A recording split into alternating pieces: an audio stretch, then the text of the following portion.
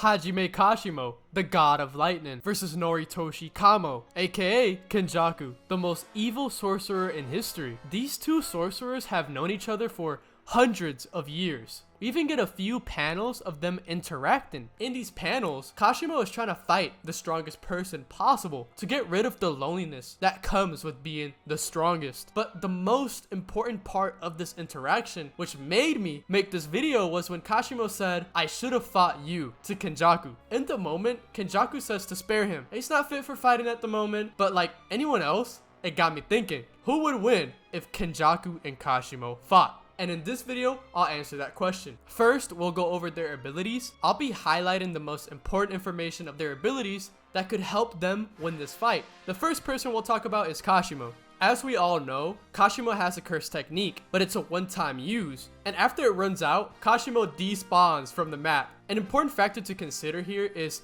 if he'll use it against Kenjaku. But since we're going over the abilities first, I will talk about that later on once we start actually analyzing the fight. Aside from having a curse technique, Kashimo's curse energy has an electric trait, which can bypass curse energy reinforcement. The only way you can negate Kashimo's trait is if you have an immense amount of curse energy in your reinforcement. Kashimo also has lightning strikes, which do a lot of damage, and the craziest part is that it's a sure hit without him needing to use a domain, but it does have a cooldown. Kashimo also has a staff that he can use for his lightning strikes, which was effective against Hikari. Kashimo has Hollow Wicker Basket, so he can somewhat defend against domain attacks. Those are all of Kashimo's abilities. Now let's talk about Kenjaku's. Kenjaku is in Gero's body, so for one of his abilities, it's gonna be the Curse Spirit Manipulation technique, which is self-explanatory. Another one of his abilities is Gravity. It's important that you guys are aware that the base version of this curse technique is anti-gravity, but Kenjaku uses a reversal version of it, which does the opposite. Instead of negating gravity,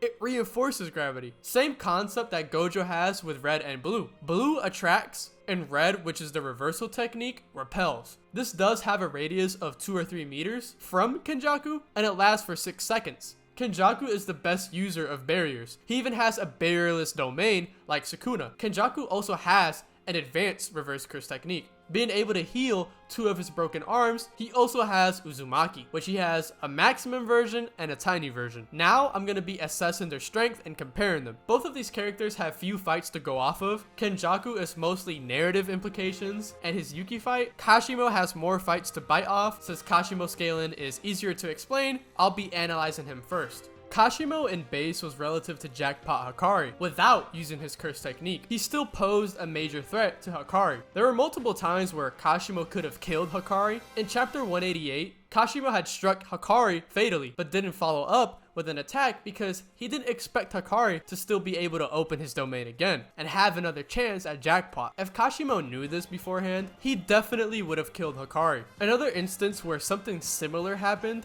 was against Charles. Charles had struck Hikari fatally too, like Kashimo, and didn't follow up because him and Kashimo didn't expect for him to be able to hit Jackpot again or open his domain. This to me shows that Kashimo would definitely win in a rematch against Hikari. At least physically and with CE reinforcement, they were exchanging. The fist fighting wasn't a threat to either of them, but they both noted that their abilities were where the danger truly lies at. So I think strength-wise, they're definitely on the same level, but in a fight, Kashimo does have the edge due to his lightning ability. This is good because off this, we can connect Kashimo to the same level of strength as other fighters. For example, Urame, Yuta, and Maki. Now, we have Kashimo's curse technique, which is basically a transformation, but is obviously stronger. Unfortunately, in this fight against Maguna, Kashimo didn't have any good scaling. He did get a few hits on Sukuna, but they were both off guard. The first one was because of the sudden change of speed from the technique activation. This is reinforced when Kashimo pops up in front of Maguna, and Maguna's able to dodge it. The second one,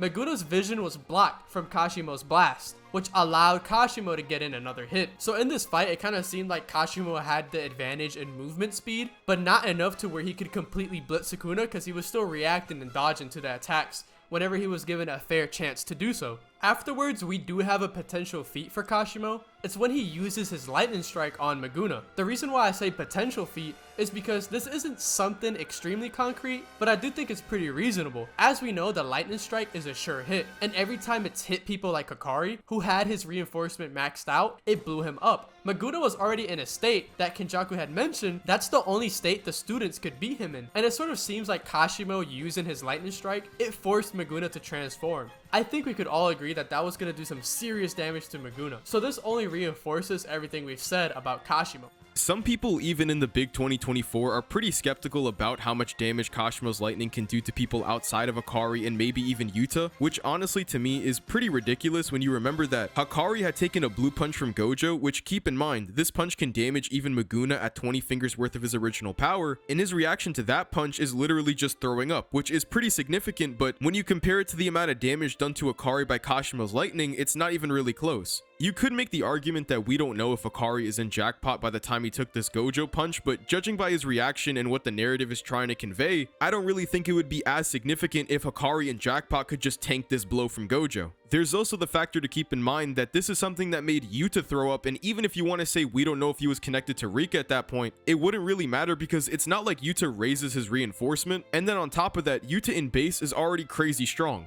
Ryu compared hitting Yuta to knocking against a water tank of cursed energy because even without Rika, his cursed energy volume is still massive. Yuta and Hakari are already around the same level, and they both have the same reaction to the Gojo punch. Unless you think that base Hakari's durability is somewhat comparable to Yuta with all that cursed energy that he has in base, then it just makes it all the more likely that Hakari wasn't even in base to begin with. But that's completely up for your own interpretation, but the bottom line here is that Hakari can take a Gojo punch and only end up throwing up, as opposed to Kashimo's lightning, which can completely tear through his entire body.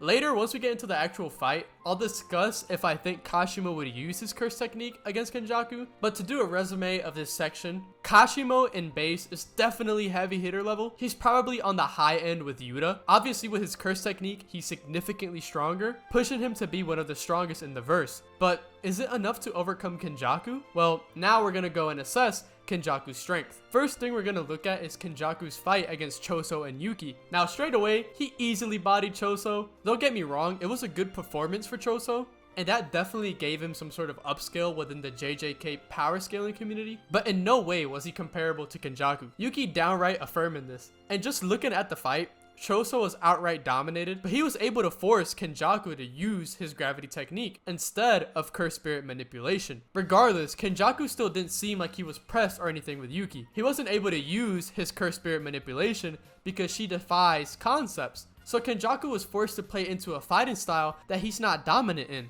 I'll expand on that more at the end of this section. Yuki's main goal is to beat up Kenjaku because she has the advantage physically, and this is something consistent with Kenjaku, more specifically Geto's body. His strength has never come from his ability to fight hand to hand. It's all in the curse spirit manipulation. So when Geto got bodied by Toji, it doesn't mean he's a fraud and that he's not equal to Gojo in hidden inventory, but Geto just had the worst matchup because Toji is a direct counter to Geto's strength, which makes him look weak. In Volume 0, physically, Geto was getting outmatched by a Yuta who was in the moment basically still learning how to be a sorcerer. Even with all of this being said, Kenjaku still had an impressive fight against Yuki. His gravity technique was able to just utterly destroy Yuki whenever it did affect her. And in hand-to-hand combat, he was reacting to Yuki. In the start where he gets his arms blown off, he clearly reacts. But since he isn't faster than Yuki, he can't dodge it. Kenjaku is reacting and blocking some of the attacks afterwards, but this Yuki is literally fighting while having like life-threatening injuries, losing hella blood,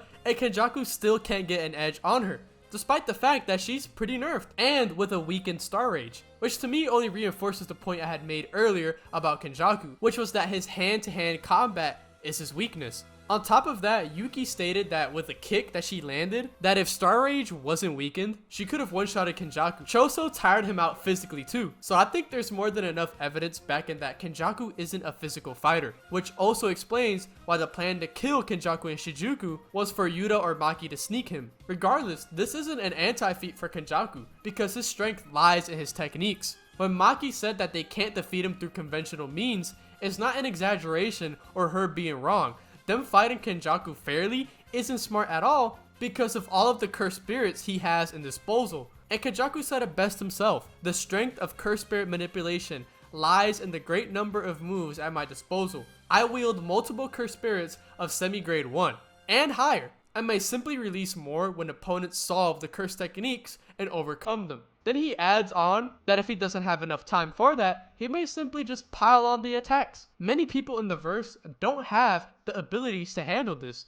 Yuta and Yuki are the best fit to handle him, but other people will fail easily, which is why Kenjaku is so strong. May even groups him in with the likes of Gojo and Sukuna. Imagine if you don't have an ad clear type of ability like Yuki or Yuta, and you have to handle Kenjaku's gravity and hundreds of cursed spirits at the same time. Buddy, you're cooked! And I know Mr. Plant gotta be proud that I just defended his GOAT. Despite Kenjaku having these physical weaknesses, his strengths cannot be defeated by conventional means, which is why they had to sneak him. Even though Yuta can handle the spirits, he also just didn't have the time to full-on fight Kenjaku, so this was the best option they had.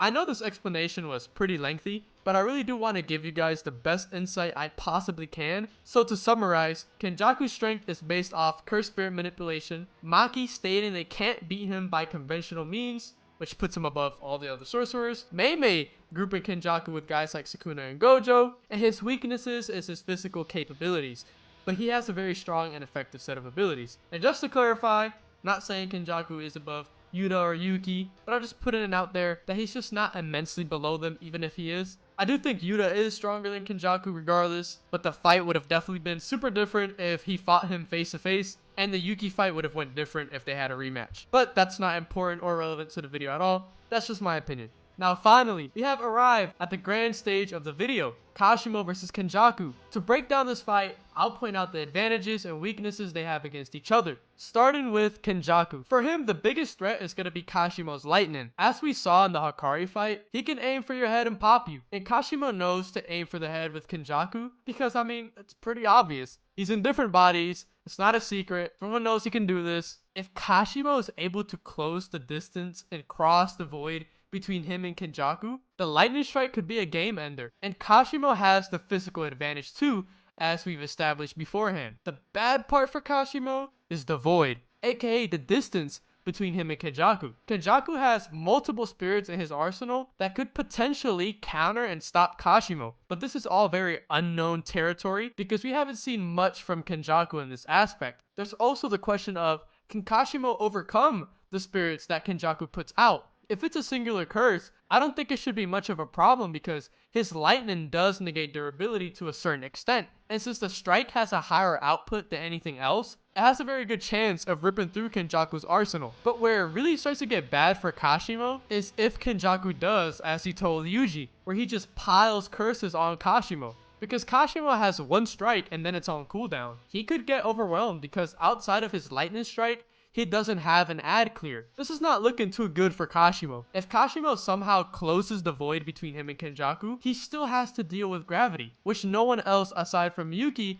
knows how it really works. I'm aware Choso saw it, but he doesn't know the details of the technique at all. And bro didn't even realize it was gravity when Kenjaku used it right in front of him. Kashimo for sure isn't aware of this.